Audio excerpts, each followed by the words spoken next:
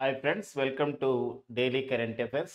ఓకేనా, మనకి డిసెంబర్ 20 2024లో ఉన్నటువంటి కరెంట్ అఫైర్స్ డిస్కస్ చేద్దామండి. డిసెంబర్ 20 2024లో ఉన్నటువంటి ముఖ్యాంశాలు, కరెంట్ అఫైర్స్లో ఉన్నటువంటి అంశాలు మనం చూసినట్లయితే ఇక్కడ ఓకేనండి. డింగ డింగ వైరస్ అనేది ఒక దేశంలో వ్యాప్తి చెందుతుంది. ఆ దేశం వచ్చేసి ఉగాండా అనమాట. అసలు ఆ డింగ డింగ వైరస్ ఏంటి, దాని నేపథ్యం చూద్దామండి. అండ్ భారత్ ఫ్రాన్స్ దేశం అంటే భారతదేశం ఫ్రాన్స్ దేశ మద్దతుతో యుగ యుగిన్ భారత్ మ్యూజియంని ఏర్పాటు చేసే విషయంలో ఇరు దేశాల మధ్య ఒక MoU memorandum of the understanding జరిగింది. దానికి సంబంధించిన విశేషాలు చూద్దాం. అండ్ నెక్స్ట్ వచ్చేసి 10th ఇంటర్నేషనల్ ఫారెస్ట్ ఫేర్ 2024ని నిర్వహిస్తూ ఉన్నారు. ఎక్కడ నిర్వహిస్తున్నారు, దాని నేపథ్యం ఏందో చూద్దామండి. అంటే 10వ అంతర్జాతీయ అటవీ జాతర ఉత్సవం అని చెప్పేసి అంటామండి. ఇది భోపాల్ నిర్వహిస్తున్నారు. సో దాని విశేషం చూద్దాం. అండ్ రైతులకి ఉపయోగపడే విధంగా ఒకన anti pesticide body suit Kisan కవచ్ని మంత్రి, కేంద్ర శాస్త్ర సాంకేతిక శాఖ మంత్రి అయినటువంటి జితేంద్ర సింగ్ గారు దీన్ని ఆవిష్కరించడం జరిగింది, ప్రారంభించడం జరిగింది. అయితే ఈ యొక్క తయారీలో ఏ సంస్థలు భాగస్వామైనాయి లాంటి అంశాలు చూద్దామండి. అండ్ 129వ రాజ్యాంగ సవరణ బిల్లు, అదే మనకి ఒక జమిలీ ఎన్నికలపైన ఒకే దేశం ఒకే ఎన్నిక అంశం పైన ఇది లోకసభలో ఆమోదం పొందినప్పుడు కూడా మరింత అధ్యయనం చేసే ఉద్దేశంతో కేంద్ర ప్రభుత్వం జేపీసీ అనే జాయింట్ పార్లమెంటరీ కమిటీని ఏర్పాటు చేయడం జరిగింది. ఇందులో 39 సభ్యులుగా ఉంటారని చెప్పేసి ప్రభుత్వం ప్రకటించడం జరిగింది. దానికి సంబంధించి చూద్దామండి. అండ్ నెక్స్ట్ వచ్చేసి అంతరిక్షంలో ఉన్నటువంటి వ్యర్థాలు, డెబ్రిస్ అంటాం, వాటిని ఓకేనా తీసుకురావడానికి భారత్ మరియు జపాన్ దేశాలు సంయుక్తంగా త్వరలోనే లేజర్ ఈక్విడ్ ఒక శాటిలైట్, ఒక ఉపగ్రహాన్ని ప్రయోగిస్తామని చెప్పేసి ఇరు దేశాలు ప్రకటించడం జరిగిందనమాట. అంతేకాకుండా మన భారత జాతీయ జలచర జంతువు నేషనల్ ఆక్వాటిక్ యానిమల్ అయినటువంటి ప్లాటినిస్టా గంగాటిక్ అనే సైంటిఫిక్ నేమ్ ఉన్నటువంటి మరి ఆ, ఓ, మనకి ఈ డాల్ఫిన్‌ల సంబంధించిన విషయంలో వారికి ఒక ట్యాగింగ్ వేసే విషయంలో ఫస్ట్ టైమ్ అస్సాంలో ఈ గంగా సంబంధించి డాల్ఫిన్‌కి ఏం చేయడం జరిగింది, ఒక ట్యాగింగ్‌ని ఏర్పాటు చేయడం జరిగింది. అది మనకు వార్తల్లో ఉందన్నమాట. దానిపైన చూద్దామండి. అండ్ నెక్స్ట్ వచ్చేసి శ్రీలంక ప్రభుత్వం జనవరి 2025 నుండి, అంటే శ్రీలంక దేశం జనవరి 2025 నుండి 39 దేశాలకి ఉచిత వీసా సౌకర్యం కల్పిస్తుంది. కారణం ఏందంటే to Boost the tourism sector అనమాట. అలాంటి విషయాలు చూద్దామండి. అంతేకాకుండా భారత సైన్యానికి ఉపయోగపడే విధంగా ఒక ఆర్టిఫిషియల్ ఇంటెలిజెన్స్ ఇంక్యుబేషన్ సెంటర్‌ని బెంగుళూరులో ఏర్పాటు చేశారు. అది చూద్దామండి దాని విషయాలు. అంతేకాకుండా ప్రధానమంత్రి సూర్యఘర్ ముఫ్త్ బిజ్లీ యోజన అనే ఒక ప్రధానమైన కార్యక్రమం ఉంది. ఈ కార్యక్రమం ఏందంటే మన ఇంటి పైన ఒకన ఈ యొక్క సోలార్ రూఫ్‌టాప్, అంటే సోలార్ రూఫ్‌టాప్ అని చెప్పేసి అంటామండి. అంటే సోలార్ అంటే సౌర శక్తిని మనం తయారు చేసుకునే విధంగా అదొక విద్యుత్ శక్తిగా ఉపయోగపడే దిశగా సో మరి పీఎం సూర్యఘర్ ముఫ్త్ బిజిలీ యోజన కార్యక్రమం యొక్క తీరుతెన్నులు ఏంటి, ఇంతవరకు ఏం అచీవ్‌మెంట్స్ జరిగినాయి అని చెప్పేసి ఒక ప్రకటన వచ్చింది. దానిపైన విశేషాలు చూద్దాం. ఇవన్నీ మనకి డిసెంబర్ 20, 2024లో ఉన్నటువంటి అంశాలు. ఇప్పుడు వన్ బై వన్ ఒక్కొక్క అంశం చూసుకునే ప్రయత్నం చేద్దాం. సో ఫస్ట్ మనకి డింగ డింగ వైరస్ అండి. డింగ డింగ వైరస్, డింగ డింగ అండి. మనకు పాట కూడా ఉంటదండి డింగ డింగ అని. ఇది డింగ డింగ వైరస్, డింగ డింగ వైరస్. ఎక్కడిది? ఈ డింగ డింగ వైరస్ ఎక్కడ వ్యాప్తి చెందుతుందంటే బాగా జ్వరం రావడము, తర్వాత ఇలా ఫిజియలాజికల్‌గా శారీరక ధర్మంగా కొన్ని ఫిజియలాజికల్ డిజార్డర్స్ ఇలా వస్తూ ఉంటాయన్నమాట ఈ డింగ డింగ వైరస్‌లో. ఆహ్, ఒకన ఈ వైరస్ ద్వారా ఇప్పుడు చాలామంది ప్రభావితమవుతున్నారు ఒక దేశంలో. సో, ఏ దేశం అంటే అది ఆఫ్రికా ఖండ దేశం. ఆఫ్రికా ఖండంలోని ఏ దేశంలో ఈ యొక్క డింగ డింగ వైరస్ వ్యాప్తి జరుగుతా ఉందని చెప్పేసి అంటే అది ఉగాండా దేశం అండి. సో, ఉగాండా దేశంలో ఇది వ్యాప్తి జరుగుతా ఉంది. ఈ ఉగాండా దేశంలో పర్టిక్యులర్‌గా చెప్పుకోవాలంటే ఇక్కడ సో, మహిళలు అండ్ బాలికల పైన దీని యొక్క వైరస్ ప్రభావం అనేది ఎక్కువగా ఉందని చెప్పేసి ఆ దేశం అనేది ప్రకటించడం జరిగిందనమాట. సో, మరి ఇలాంటి నేపథ్యంలో గతంలో ఇదే దేశంలో, ఇదే సంబంధించిన ప్రాంతంలో సో, మనకి ఆఫ్రికా ఖండంలో డాన్సింగ్ ప్లేగ్ అని ఒక వ్యాధి ఉండేదనమాట. డాన్సింగ్ ప్లేగ్‌లో ఎలా అయితే లక్షణాలున్నాయో ఆ వ్యాధిలో, ఆ సంబంధిత డాన్సింగ్ ప్లేగ్‌లో ఎలాంటి వ్యాధి లక్షణాలున్నాయో, ఈ డింగ డింగ వైరస్ సంబంధించి సోకిన వాళ్ళకి గూడా సో, అదే లక్షణాలున్నాయని జెప్పేసి సో, ఆ దేశం ప్రకటించిందనమాట. సో, మనకిది వార్తల్లో ఉన్నటువంటి అంశంగా ఉందనమాట. వైరస్సు అనారోగ్యం, ఆరోగ్య విషయాలపైన అడుగుతున్న నేపథ్యంలో ఈ పాయింట్ జూసుకోవాలి. ఇక ఉగాండా దేశం మనకు న్యూస్‌లో ఉందండి. ఈ సంవత్సరంలో ఉగాండా దేశం ఎలా న్యూస్‌లో ఉందంటే, ఉగాండా దేశం 2024 ఉగాండా దేశంలో జనవరి 2024 ఈ సంవత్సరం మొదట్లోనే సో 2 సమావేశాలు జరిగాయి ఉగాండా దేశంలో. ఒకటొచ్చేసి మనకి 19వ నామ్ సదస్సు జరిగిందండి. నామ్ అనగా నాన్ అలైన్డ్ మూవ్‌మెంట్ అలీనోద్యమ సదస్సు ఉగాండాలోనే జరిగింది. 2024 సంబంధించిన సదస్సు జనవరిలో. అంతేకాకుండా మూడవ G77 కూటమి సదస్సు కూడా 2024లో ఎక్కడ నిర్వహించుకోవడం జరిగిందంటే ఉగాండా దేశంలో నిర్వహించుకోవడం జరిగిందనమాట. సో ఉగాండా దేశ రాజధాని వచ్చేసి కంపాల్ అండి. ఉగాండా క్యాపిటల్ సిటీ కంపాల్ అనమాట. సో ఇలా మనకి దానికి సంబంధించిన విశేషం అనమాట. ఒక దేశం వచ్చినప్పుడు మరి కొంత సమాచారాన్ని మనకు ఉపయోగపడే విధంగా అంటే మనకి కాంపిటీటివ్ ఎగ్జామ్స్‌కి ఉపయోగపడే అంశం అనేది ఉంటుందన్నమాట. నెక్స్ట్ మరొక అంశం వెళ్దామండి. ఇక్కడ anti pesticide body suit Kisan couch అండి. యాంటీ పెస్టిసైడ్ అంటే పెస్టిసైడ్స్ వచ్చినా కూడా ఏం కాదనమాట. వ్యతిరేకంగా పనిచేస్తది. అంటే రైతులు ఈ పంటలకి పురుగు మందులను గాని వినియోగించే సమయంలో ఆ యొక్క హానికారకమైనటువంటి రసాయనాల ప్రభావం పడుతది. అలా కాకుండా ఇది కాపాడుతదనమాట. అందుకే ఇది యాంటీ పెస్టిసైడ్. ఇది బాడీ సూట్ మన శరీరానికి యేసుకుంటాం. రైతుల శరీరానికి ఒక సూట్ లాగా యేసుకుంటాం. ఇది ఎవరంటే మన రైతులు అంటే కిసాన్ కవచం అనమాట. కవచ్‌గా ఉపయోగపడతదనమాట. ఇది మనకి anti pesticide body suit Kisan Kavach అని చెప్పి అంటాం. ఓన్లీ కవచ్ అని ఇచ్చిండనుకోండి అది రైల్వే వ్యవస్థలో ప్రమాదాల నివారణకి కవచ్ అనే టెక్నాలజీని వాడతారనమాట. సో అది ఇది మనకు anti pesticide body suit Kisan కవచ్‌ని ఇది ఎవరికి ఉపయోగించబడిందంటే రైతులకనమాట. రైతులకి ఇది ఉపయోగిస్తారు. ఒక సంబంధించిన పీపీ కిట్ లాగా మనకి ఇప్పుడు మొత్తం బాడీ అంతా కూడా ఒక కిట్ లాగా మొత్తం కూడా ఒక సూట్ లాగా ఉపయోగపడుతది ఒకటి. ఇంకోటి ఏంటంటే మనం ఏదైనా స్ప్రే చేసినా కూడా దాని ప్రభావం మన పైన పడదనమాట. అలా అది ఎందుకోసం అంటే పైన మొత్తం కూడా కౌచ్ లాగా అదంతా ఉంటది కాబట్టి సూట్ ఉంటది కాబట్టి. సో మరి ఇది ఎక్కడ ప్రారంభించారు? యాంటీ పెస్టిసైడ్ బాడీ సూట్‌ని న్యూఢిల్లీలో ప్రారంభించడం జరిగింది. మరి ఎవరు ప్రారంభించడం జరిగిందంటే కేంద్ర మంత్రి అయినటువంటి కేంద్ర శాస్త్ర సాంకేతిక పరిజ్ఞానం శాఖ మంత్రి అయినటువంటి జితేంద్ర సింగ్ గారు దీన్ని ప్రారంభించడం జరిగింది. అయితే దీని ఒక అంశం ఉందండి. ఏంటి ఆ అంశం అంటే ఇక్కడ ఈ anti pesticide body suit Kisan కవచ్‌ని ఎవరు అభివృద్ధి చేశారంటే కేంద్ర శాస్త్ర సాంకేతిక పరిజ్ఞానం మంత్రిత్వ శాఖలో ఉన్నటువంటి డిపార్ట్మెంట్ ఆఫ్ ది బయోటెక్నాలజీ అనే సంస్థ వాళ్ళు ఇందులో భాగస్వామి అయ్యారు. ఇది ఒక శాఖ అన్నమాట. డిపార్ట్మెంట్ ఆఫ్ ది బయోటెక్నాలజీ ఇది ప్రభుత్వ శాఖ. దీనికి మరి ఎవరు సపోర్ట్ చేశారు? ఏ సంస్థలంటే బెంగుళూరుకు చెందినటువంటి సంస్థలు ఇందులో భాగస్వామి అయినాయి. బెంగుళూరుకు చెందినటువంటి బ్రిక్ ఇన్స్టెమ్ అనే సంస్థ ఉందండి. సో బ్రిక్ ఇన్స్టెమ్ అనే ఒక సంస్థ ఉంది. బ్రిక్ ఇన్స్టెమ్ అనే సంస్థ ఈ సంస్థ అంతేకాకుండా మరో సంస్థ ఉంది. అది మనకి సిఫియో హెల్త్ ప్రైవేట్ లిమిటెడ్ అండి. సిఫియో హెల్త్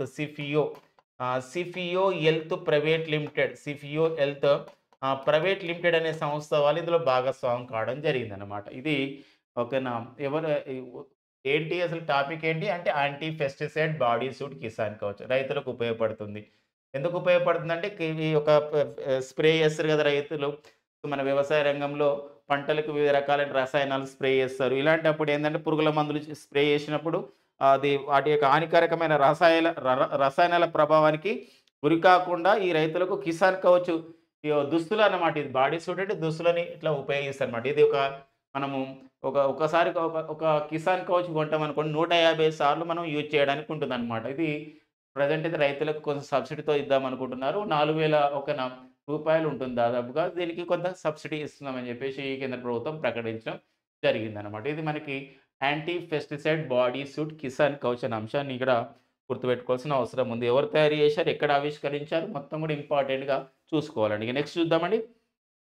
ఇక నెక్స్ట్ వచ్చేసి మనకి 10వ అంతర్జాతీయ అటవీ జాతర అంటారండి. ఇంగ్లీష్‌లో అయితే 10th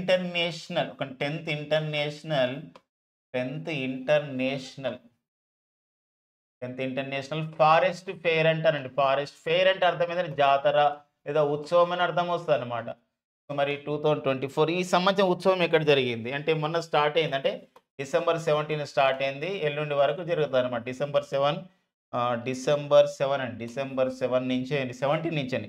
డిసెంబర్ 17 నుంచి 23 2024లో మరి ఎక్కడ నిర్వహిస్తున్నారంటే దీన్ని మధ్యప్రదేశ్ రాష్ట్రం నిర్వహిస్తున్నారు. మధ్యప్రదేశ్ రాష్ట్రంలో ఎక్కడ నిర్వహిస్తున్నారని చెప్పేసి అంటే భోపాల్లో నిర్వహించుకోవడం జరుగుతుంది. సో ఇంటర్నేషనల్ ఫారెస్ట్ ఫెయిర్ అదనమాట. దీని ద్వారా దీనికి ఏమైనా ఇతివృత్తంతో ఈ సదస్సు నిర్వహిస్తున్నారంటే ఇక్కడ women empowerment through minor forest produce అని చెప్పేసి దాంతో ఈ సంబంధించినటువంటి దాని నేతృత్వంతో నిర్వహించుకోవడం జరుగుతుందనమాట. ఉమెన్ ఎంపవర్‌మెంట్ అంటే మహిళా సాధికారతకి ఇవ్వాలి. ఉమెన్ ఎంపవర్‌మెంట్ అంటే మహిళా సాధికారత ఇవ్వాలి. ఏ విషయంలో మహిళా సాధికారత ఇక్కడ అంటే through the minor forest produce. Through the minor అంటే చిన్న చిన్న అంటే చిన్న అడవులనమాట. పెద్ద పెద్ద అడవులు కాకుండా చిన్న మైనర్ ఫారెస్ట్ ప్రొడ్యూస్ అంటే ఫారెస్ట్ ప్రొడ్యూస్ అంటే ఇక్కడ ఫారెస్ట్‌లో ఏవైతే దొరుకుతున్నాయో అటవీ ఉత్పత్తుల ద్వారా మహిళలకు సాధికారత ఇవ్వాలని ప్రధానమైన ఉద్దేశ్యంతో ఈ సదస్సులు ఈ యొక్క జాతరని నిర్వహిస్తా ఉన్నారు. సో, మరి ఎవరు నిర్వహిస్తున్నారు ఈ యొక్క సంబంధించినటువంటిది? ఈ ఉత్సవాన్ని ఎవరు నిర్వహించుకోవడం జరుగుతుంది అని చెప్పేసి అంటే ఇక్కడ బాగా గుర్తుపెట్టుకోండి. ఈ ఉత్సవాన్ని ఎవరు నిర్వహిస్తున్నారంటే ministry of the forest and environment climate change అంటే కేంద్ర అటవీ పర్యావరణ మంత్రిత్వ శాఖ అనమాట. Ministry of the forest environment climate change కేంద్ర అటవీ పర్యావరణ వాతావరణ మార్పుల మంత్రిత్వ శాఖ నిర్వహిస్తుంది. దీని ప్రజెంట్ మంత్రి వచ్చేసి మనకి భూపేంద్ర యాదవ్ గారు. సో, భూపేంద్ర యాదవ్ గారు దీనికి ప్రజెంట్ మంత్రిగా ఉన్నారు, కేంద్ర మంత్రిగా. అంతేకాకుండా ఈ శాఖ పరిధిలో పనిచేస్తున్నటువంటి మరికొన్ని ఇందులో భాగస్వామ్యం అనేది కావడం జరిగిందనమాట. Wild life institute of wild life కానివ్వండి, ఆ సంస్థలు ఇక మిగతా అంటే ఈ యొక్క అటవీ సంబంధించినటువంటి ఈ ఫారెస్ట్ ఎన్విరాన్మెంట్ క్లైమేట్ చేంజ్ సంబంధించినటువంటి సంస్థలు ఇందులో భాగస్వామి అయితే కావడం జరిగింది. అంటే ministry of the forest environment climate change అంటే అటవీ ఉత్పత్తులను ప్రదర్శించడం కానివ్వండి, అడవులలో ఎలా సేకరించాలి సంబంధించినటువంటి అంటే అంతేకాకుండా గిరిజన సంస్కృతి సాంప్రదాయాలు అన్నీ కూడా ఇక్కడ ప్రదర్శిస్తున్న నేపథ్యం ఉంటుందన్నమాట. ఓకేనండి. మనకొక విషయం గమనించాలి ఇక్కడ. మరి ఎక్కడ నిర్వహిస్తున్నారు భూపాల్‌లో ఈ ఉత్సవాన్ని? ఇంటర్నేషనల్ ఫారెస్ట్ ఫెయిర్ అంటే మనకి ఇక్కడ భూపాల్ ఒక సంస్థ ఉంది. ఏందంటే ఇక్కడ Indian institute of the forest management అనే సంస్థ ఉందండి. IIFM Indian institute of the forest management అండి. Indian institute of the forest research అనుకోండి. Indian institute of the forest research అంటేనో అది ఎక్కడ తెలుసండి? అది డెహ్రాడూన్‌లో ఉంటుంది. బాగా గుర్తుపెట్టుకోండి ఇది. Indian institute of the forest research అంటే డెహ్రాడూన్‌లో ఉంటుంది. Indian institute of the forest management భోపాల్‌లో ఉంటుందండి. గుర్తుపెట్టుకోవాలి ఈ విషయం. ఓకేనా? Indian institute of the forest management భోపాల్‌లో ఉంటుంది. Indian institute of the forest research అంటే డెహ్రాడూన్‌లో ఉంటున్న విషయం గమనించండి. ఓకేనండి. సో, ఇలా అక్కడ ఈ యొక్క సంబంధిత సదస్సు అనేది నిర్వహిస్తున్న నేపథ్యం అనమాట. మధ్యప్రదేశ్ అన్నాం కాబట్టి మధ్యప్రదేశ్ అంటే లేటెస్ట్ ఒక అప్డేట్ ఉందండి మధ్యప్రదేశ్ పైన.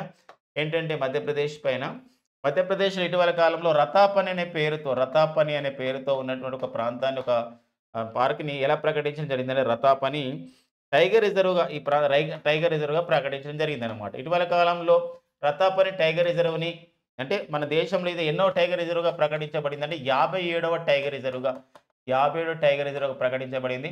ఇటీవల 57వ టైగర్ రిజర్వ్‌గా ప్రకటించబడ్డ రతాపాని టైగర్ రిజర్వ్ ఏ రాష్ట్రంలో కలదు అని చెప్పేసి అంటే అది మధ్యప్రదేశ్ రాష్ట్రంలో కలదనే అంశాన్ని మనం గుర్తుపెట్టుకోవాల్సిన అవసరం అయితే ఉంటుందన్నమాట. ఓకేనండి. నెక్స్ట్ చూద్దాం. నెక్స్ట్ వచ్చేసి మనకి యుగయుగిన్ భారత్ మ్యూజియం అండి. యుగయుగిన్ అండి. యుగయుగిన్ భారత్ మ్యూజియం అనమాట. భారత్ మ్యూజియం ఆల్రెడీ మనకు న్యూఢిల్లీలో ఒక నేషనల్ మ్యూజియం అనేది ఉంది.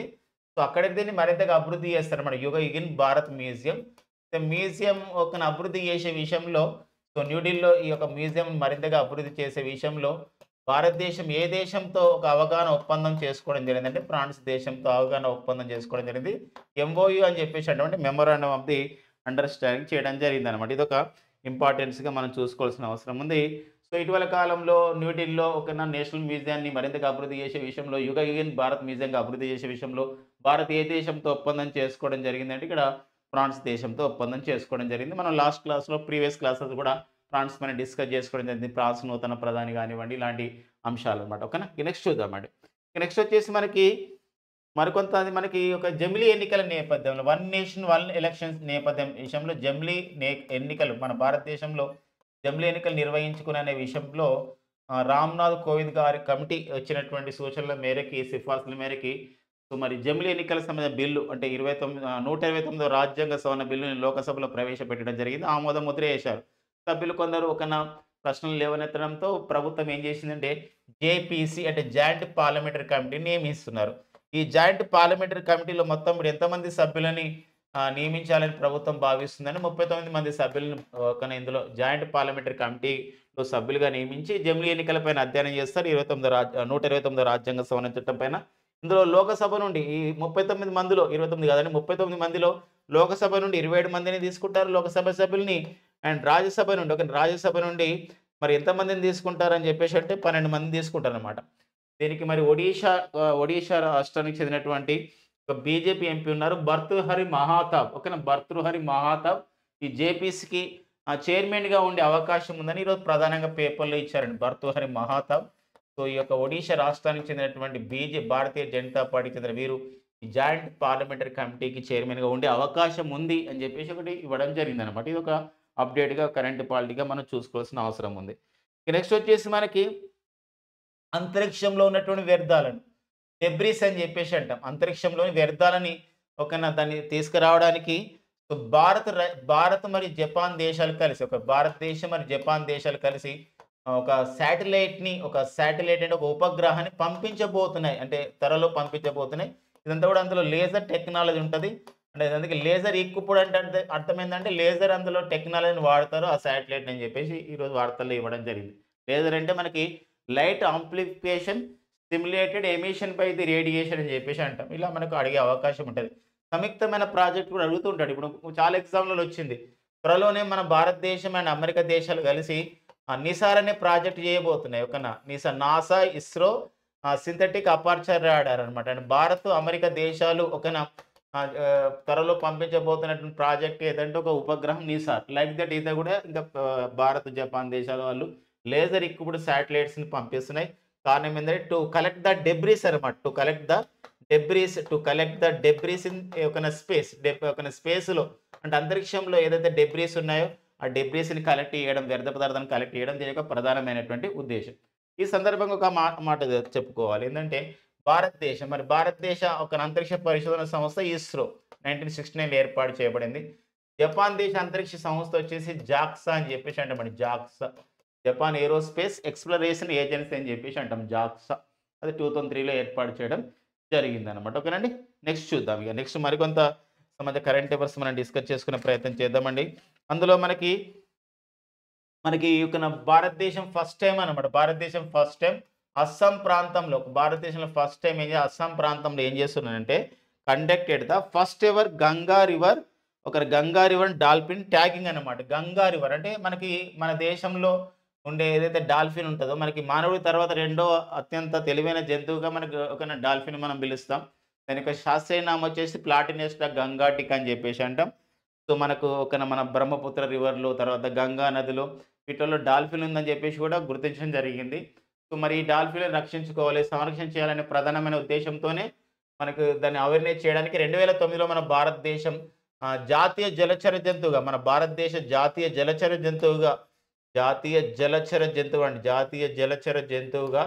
సో ప్లాటినెస్టా గంగాటికా అంటే డాల్ఫిన్ని అంటే గంగా నదిలో ఉన్న గంగా డాల్ఫిన్ని ప్రకటించడం జరిగింది అనమాట. నేషనల్ అక్వాటిక్ యానిమల్గా ప్రకటించడం జరిగింది. ఈ క్రమంలో ఫస్ట్ టైం ఏం చేసిరంటే అస్సాంలో first ever Ganga river dolphin Ganga river అంటే గంగా రివర్లో ఉన్నటువంటి ఏదైతే డాల్ఫిన్ ఉంటుందో ఆ డాల్ఫిన్కి ట్యాగింగ్ని ఏర్పాటు చేయడం జరిగింది అనమాట. దాన్ని ఏర్పాటు చేయడం ద్వారా సంరక్షణ బాధ్యతలు మరింతగా మనం తీసుకున్నట్లయితే అనమాట. ఇది ఒక ఇంపార్టెంట్గా ఉంటుంది. మరి ఇది ఒక ఇంపార్టెంట్ ఒక విషయం ఏంటంటే ఈ ట్యాగింగ్ని ఎవరు ఇస్తున్నారంటే ఒక జీపీఎస్ ట్యాగింగ్ ఎవరు ఇస్తున్నారంటే ఇందులో కూడా ministry of the forest environment climate change అంటే కేంద్ర అటవీ పర్యావరణ వాతావరణ మార్పుల శాఖ, దాంతోపాటుగా wildlife institute of India. So మనకి ఈ శాఖ పరిధిలో పనిచేస్తున్న wildlife institute of India మరి కంపా నిధులతో అంటే compensatory afforestation fund management planning authority 2016లో వచ్చింది ఈ చట్టము. ఈ చట్టం ద్వారా వచ్చినటువంటి ఒక ఫండ్ల ద్వారా అంటే నిధుల ద్వారా ఈ గంగా రివర్ డాల్ఫిన్ ట్యాగింగ్ని ఏర్పాటు చేయడం అయితే జరుగుతుంది. ఇది అస్సాం ప్రభుత్వం కూడా ఇందులో భాగమైంది. ఒక ఇదనమాట మనకు ఓన్లీ ఇటీవల కాలంలో భారతదేశంలో తొలిసారిగా గంగా రివర్ డాల్ఫిన్ ట్యాగింగ్ని అంటే గంగా రివర్ ఎందుకంటే డాల్ఫిన్ అని విడుతాం కానీ మనం గంగా నది ఫేమస్ కాబట్టి డాల్ఫిన్ అట్లా గంగా రివర్ డాల్ఫిన్ అంటాం. ఈ గంగా రివర్ డాల్ఫిన్ ట్యాగింగ్ని దేశంలో తొలిసారిగా ఎక్కడ ప్రారంభించారంటే అస్సాం, ఏ సంస్థలు ఇందులో భాగస్వామ్యం అంటే wild life institute of India అంటే కేంద్ర ప్రభుత్వం మనకి అటవీ పర్యావరణ మంత్రిత్వ శాఖ. ఏ నిధులతో చేశారంటే కంపా నిధులు. కంపా అంటే ఈ చట్టం 2016లో వచ్చింది. కంపా అంటే అబ్రివేషన్ చూడండి. కంపా అంటే అర్థం ఏందంటే ఇక్కడ అబ్రివేషన్ కంపెన్సేటరీ అన్నమాట. Compensatory afforestation fund. Compensatory afforestation fund. Compensatory afforestation fund and management planning authority అని చెప్పేసి అంటే మన management planning authority. Management planning authority అని చెప్పేసి అంటాం మనం. Management planning authority. మరొకసారి చెప్పుకుందాం. Compensatory afforestation fund, management and ఒక ప్లానింగ్ అథారిటీ అని చెప్పేసి అంటాం. దాని ద్వారా వచ్చే నిధులు ఏదైతే ఉంటాయో దాని ద్వారా ఇవన్నీ కార్యక్రమాలు నిర్వహిస్తున్న అస్సాం ప్రభుత్వం కూడా ఇందులో భాగస్వామ్యం అయితే కావడం జరిగిందనమాట. సో ఈ పాయింట్స్ మనం చూసుకోవాల్సిన అవసరం ఉందండి. ఇక ఓకేనా. నెక్స్ట్ చూద్దామండి. ఇక నెక్స్ట్ మరికొంత విషయం మనం చూసినట్లయితే ఇక్కడ భారత సైన్యానికి ఒక ఆర్టిఫిషియల్ ఇంటెలిజెన్స్ పైన, కృత్రిమ మేధ పైన అవగాహన కల్పించే విషయం పైన, కృత్రిమ మేధను వాళ్ళ కార్యకలాపాల్లో సైన్యం కార్యకలాపాలు యూజ్ చేసుకునే విధంగా ఈరోజు ఒక ఇండియన్ ఆర్మీ, భారత సైన్యం వాళ్ళు, ఇండియన్ ఆర్మీ వాళ్ళు, మన భారత సైన్యం వాళ్ళు ఆర్టిఫిషియల్ ఇంటెలిజెన్స్ ఇంక్యుబేషన్ సెంటర్ని ఏర్పాటు చేయడం జరిగిందండి. ఐఏ అంటే ఏంటంటే ఇండియన్ ఆర్మీ అండి. ఇండియన్ ఆర్మీ మన భారత సైన్యం. ఏఐ అంటే అర్థం ఏంటంటే ఆర్టిఫిషియల్ ఇంటెలిజెన్స్ అంటే కృత్రిమ మీద అనమాట. రోబోటిక్ టెక్నాలజీ అనుకోవచ్చు. ఈ ఆర్టిఫిషియల్ ఇంటెలిజెన్స్ ఇంక్యుబేషన్ సెంటర్ అంటే, ఇంక్యుబేషన్ సెంటర్ అంటే అర్థం ఏంటంటే వివిధ నూతన సంబంధించిన ఇన్నోవేషన్స్ ఏమైనా చేసిన అనుకోండి, దాన్ని ఏంటంటే డెవలప్ చేసే ఒక సెంటర్గా చెప్పుకోవచ్చు అనమాట. ఇంక్యుబేషన్ సెంటర్ అని చెప్పేసి అంటాం. అది ఎక్కడ ఏర్పాటు చేశారు మన భారత సైన్యం, మన ఇండియన్ ఆర్మీ ఎక్కడ ఏర్పాటు చేసుకుందని బెంగళూరులో దీన్ని ఏర్పాటు చేసుకోవడం జరిగిందనమాట. సో ఈ నేపథ్యాన్ని మనం గుర్తుపెట్టుకోవాల్సిన అవసరం ఉందండి. Indian army artificial intelligence incubation సెంటర్ని ఏర్పాటు చేయడం జరిగింది. సో మన భారత సైన్యం అంటున్నాం కాబట్టి ప్రతి సంవత్సరం కూడా జనవరి 15ని మనం ఎలా జరుపుకుంటామంటే నేషనల్ ఆర్మీ డే, జాతీయ సైనిక దినోత్సవం. నేషనల్ ఆర్మీ డేని ఎప్పుడు జరుపుకుంటాం? ప్రతి సంవత్సరం అని చెప్పేసి అంటే జనవరి 15ని మనం నేషనల్ ఆర్మీ డేగా జరుపుకుంటాం. మరి ప్రస్తుతం మన భారత ప్రధాన సైనికాధికారిగా చీఫ్ ఆఫ్ ది ఆర్మీ స్టాఫ్కి ఎవరు పనిచేస్తున్నారని చెప్పేసి అంటే జనరల్ ఉపేంద్ర ద్వివేది అండి. జనరల్ ఉపేంద్ర ద్వివేది పనిచేస్తున్నారు. ఇది ఇంపార్టెంట్ అండి. నేషనల్ ఆర్మీ డే ఇవన్నీ మనకి అడుగుతుంటాడు ఒక్కోసారి. ఆర్మీ డే, నేవీ డే వచ్చేసి December 4 అండ్ వైమానిక దళ దినోత్సవం ఎయిర్ ఫోర్స్ డే అంటే October 8. ఇంతలో ఒక డే మర్చిపోయినాం మనం, అది కూడా డిస్కస్ చేద్దాం. మనం డాల్ఫిన్ల దినోత్సవాన్ని కూడా జరుపుకుంటున్నాం. ప్రతి సంవత్సరం కూడా డాల్ఫిన్ల దినోత్సవాన్ని ఎప్పుడు జరుపుకుంటాం అంటే October 5న మనం డాల్ఫిన్ల దినోత్సవం జరుపుకుంటామండి. సో మరి నేషనల్ డాల్ఫిన్స్ డే అనమాట. జాతీయ డాల్ఫిన్ల దినోత్సవాన్ని ఎప్పుడు జరుపుకుంటామని చెప్పేసి అంటే ప్రతి సంవత్సరం కూడా October 5న జరుపుకుంటే ఇది భారత ప్రభుత్వం అధికారికంగా ప్రకటించడం జరిగిందనమాట. ఇది డాల్ఫిన్ల దినోత్సవం. ఇలా వీటిపైన కూడా తెలుసుకోవాల్సిన అవసరం ఉంటుందన్నమాట. నెక్స్ట్ వచ్చేసి మరొక విషయం ఉందండి. మనకి శ్రీలంక అప్డేట్. శ్రీలంకలో ఒక ఇన్ఫర్మేషన్ ఉంది. ఏంటంటే శ్రీలంక దేశం ఏం చేస్తుందంటే ఇప్పుడు వాళ్ళ దేశంలో పర్యాటక రంగానికి ఊతం ఇవ్వడానికి జనవరి 1, 2025 నుండి 39 దేశాలు అండి, భారత్తో సహా ఇంక్లూడింగ్ భారత్ అండి, భారత్తో కలుపుకొని, భారత్తో సహా including the India, so including Bharat how many కంట్రీస్కి ఒక ఫ్రీ వీసాను అందిస్తుందని 39 దేశాలకు అందిస్తుంది అనమాట.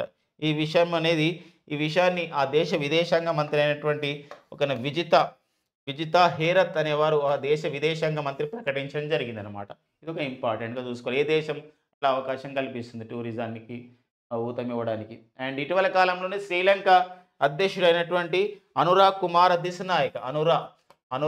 దీనిపైన కూడా మనం డిస్కస్ చేసుకున్నాం మన రెగ్యులర్ కరెంట్. అనురాగ్ కుమార్ దిశనాయక మన భారతదేశంలో December 15 to 17, 2024లో వీరు మన ఇండియాలో పర్యటించడం జరిగిందనమాట. ఆ విషయాన్ని కూడా గమనించాలి. December 2024లో మన భారత్లో పర్యటించిన అనురాగ్ కుమార్ దిశనాయక ఏ దేశ అధ్యక్షుడు అంటే శ్రీలంక అధ్యక్షుడు అనమాట. ఓకేనండి. నెక్స్ట్ వచ్చేసి మరొక అప్డేట్ అండి. మనకి ప్రధానమంత్రి సూర్యఘర్ ముఫ్తీ బిజ్లీ యోజన అని చెప్పేసి అంటామండి. ప్రధానమంత్రి సూర్యఘర్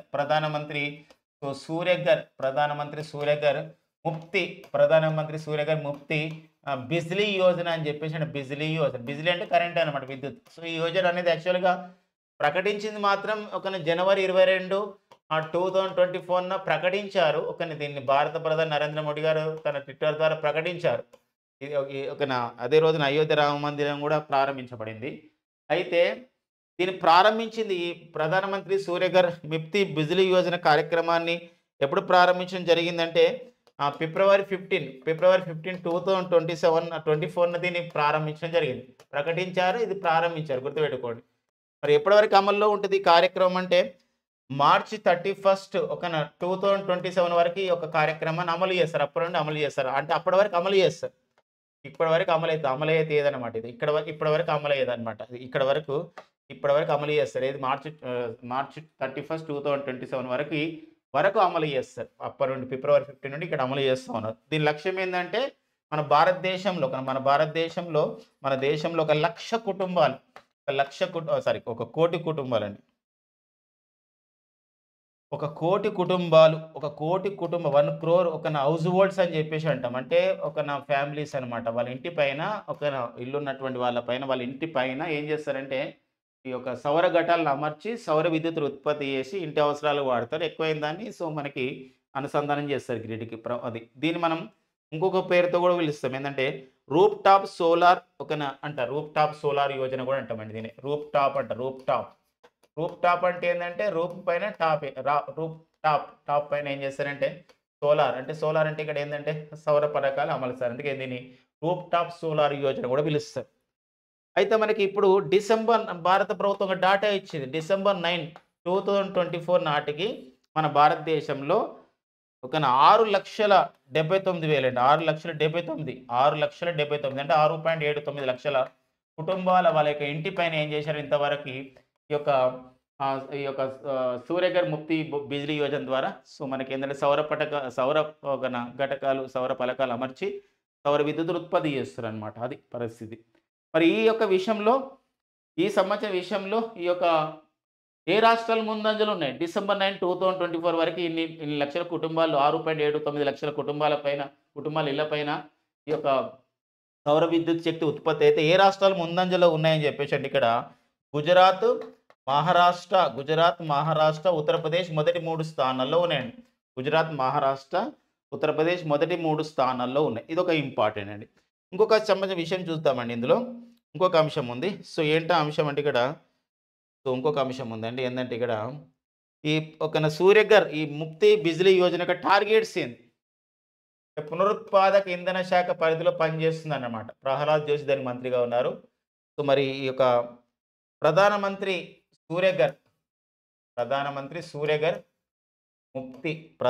సూర్యఘర్ ముఫ్త్ బిజ్లీ యోజన. ఈ కార్యక్రమం యొక్క ఉద్దేశం ఏందంటే ఇక్కడ చూడండి. ఈ యొక్క 1 కోటి ఇళ్ల పైన మనం ఏం చేయాలంటే సౌర విద్యుత్తును ఉత్పత్తి చేసే విధంగా సౌర పలకలు అమర్చాలి. 1 కోటి ఇళ్ల పైన అంటే ఎంత ఉత్పత్తి చేయాలి లక్ష్యం పెట్టుకుందామంటే 30 గిగావాట్స్ అండి. 30 గిగావాట్స్ని చేయాలి. వీళ్ళకు 40% ఇట్లా సబ్సిడీ కూడా ఇస్తారు. ఏంటంటే ఈ సోలార్ ప్యానల్స్ పెట్టుకోవడంలో ప్రభుత్వం కొంచెం భరిస్తుంది. ఇంకొక విషయం ఏంటంటే ఇలా చేయడం ద్వారా ఏమవుతుందంటే 720